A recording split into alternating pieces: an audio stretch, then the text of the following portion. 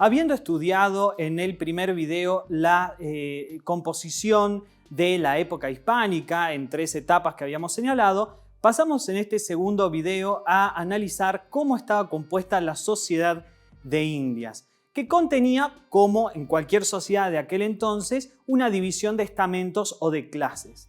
Los principales eran los españoles peninsulares, los criollos, los indios, los mestizos, los extranjeros y los esclavos. Los españoles eran la clase compuesta por las personas que habían nacido, lógicamente, en la península española, o sea, nacidos en Europa. Era una clase que ejerció la hegemonía política, social y económica durante los casi 300 años que duró el período hispánico. Tenían grandes prerrogativas, pero a la vez contraían importantes obligaciones y responsabilidades de acuerdo con los cargos públicos a los que podían acceder. Entre ellos teníamos a los beneméritos, que eran los conquistadores o los hijos y nietos de los conquistadores y fundadores de ciudades, muy respetados y con mucha reputación social. También teníamos a los sacerdotes, importantísimos en la conquista española, en tanto fue una conquista religiosa también. Y teníamos también a los funcionarios, que a veces no pertenecían necesariamente a la nobleza, pero podían ser eventualmente designados desde España por concurso público en algunos casos incluso, y tenían obviamente el respeto del cargo que ejercían. Pero también había lógicamente españoles de clase media, de clase baja, que eran los ganaderos, agricultores o incluso los artesanos. La contracara eran los criollos. Los criollos eran los españoles americanos, así se les llamaba. Eran los hijos y nietos de españoles, pero nacidos en el territorio americano.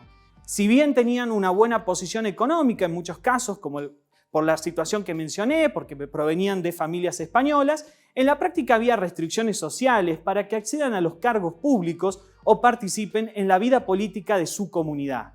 La puja entre españoles peninsulares y españoles americanos o criollos generó que estos últimos se convirtieran en un grupo de presión política fuerte, en cuyo seno nacería la inquietud revolucionaria que después nos llevó a la Revolución de Mayo de 1810.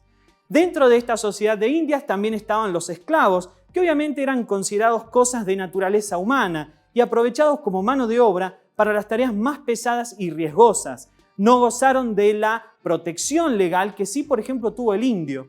Fíjense que la cuestión de los esclavos fue una cuestión que se empezó a debatir posteriormente, el estatus jurídico del esclavo o el estatus jurídico del negro, como se decía en aquella época. Eso, fíjense que en la época patria recién va a aparecer en la Asamblea del año 13 y en la Convención Constituyente de 1853, particularmente la cuestión del esclavo. También estaban, por supuesto, los extranjeros, que eran todas aquellas personas que no eran vasallos de los reyes de España, tanto en Europa como en las Indias americanas. No podían ingresar al territorio americano sin autorización, no podían comercializar sin autorización y a veces solamente, excepcionalmente, la corona les podía dar una autorización, una licencia a los extranjeros para vivir en América si desarrollaban algún servicio público esencial o tenían alguna profesión estratégica, como por ejemplo las profesiones de la salud, los médicos, pero en general tenían muchas prohibiciones para estar en América. Lógicamente pudieron evadir los controles de la metrópoli española, sobre todo en lo económico, a través del contrabando y la piratería en el mercado negro portuario. También tenemos uno de los más importantes grupos sociales dentro de la sociedad de Indias, a los indios, que ocuparon un lugar importantísimo en el esquema de la conquista española. Su estatus jurídico fue discutido desde muy temprano.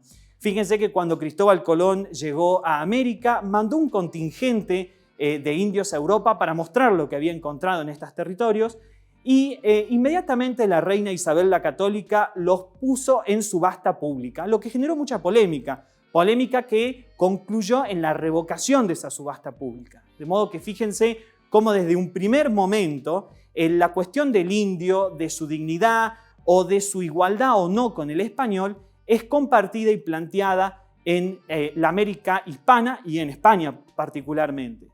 Fíjense que a partir de los sermones de los sacerdotes montesinos y de las casas, la corona española convoca a juntas de teólogos y juristas para examinar cuál era la posición social de los indios. Todo el debate llevado a cabo en esas juntas generó una serie de normas protectoras de los indios, las leyes de Burgos de 1512, las ordenanzas de Valladolid de 1513, las leyes nuevas de 1542 y la recopilación de 1680. Estas normas protectoras se conocieron como la legislación social indiana e incluyeron disposiciones sobre la calidad de las viviendas, las condiciones de trabajo y descanso, las vacaciones, la jornada de trabajo limitada, el pago de jornales en moneda y no en especie, el pago doble por trabajar en días festivos, la prohibición de azotar a indios o de cargarlos con materiales, es decir, utilizarlos como animales de carga, esa prohibición, el trabajo de las madres embarazadas y de los niños, y la prohibición de ocupar a los indios contra su voluntad en trabajos riesgosos, o como por ejemplo el de la búsqueda de perlas en el mar. Sumado a esta legislación social indiana, aparecieron dos importantes instituciones que regularon la vida de los indios y la relación de los indios con los españoles. La primera de ellas fue la encomienda, que consistía en un grupo de familias de indios, generalmente de 500 o 1000 integrantes, que estaban a cargo de un encomendero, un titular, que era español. Mediante la encomienda se organizaba el trabajo de los indios, se proporcionaba mano de obra a la corona y se facilitaba la evangelización de la conquista, que como saben fue uno de los grandes fines del Estado español. Como contrapartida, el español encomendero, el titular de esa encomienda, debía cuidarlos, controlarlos, proteger su integridad física a la luz de la legislación social indiana que acabo de mencionar.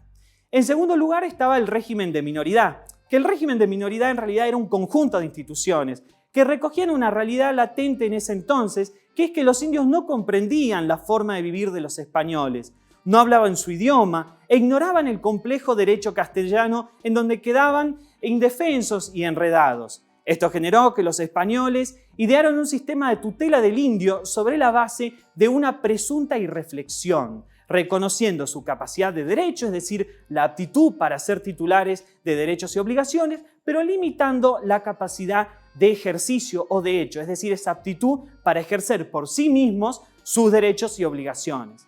A partir de esta institución del régimen de minoridad, se generaron numerosos beneficios, creándose, por ejemplo, los abogados y procuradores de indios que intervenían en todos los conflictos judiciales donde estaban implicados indios o propiedad de los indios.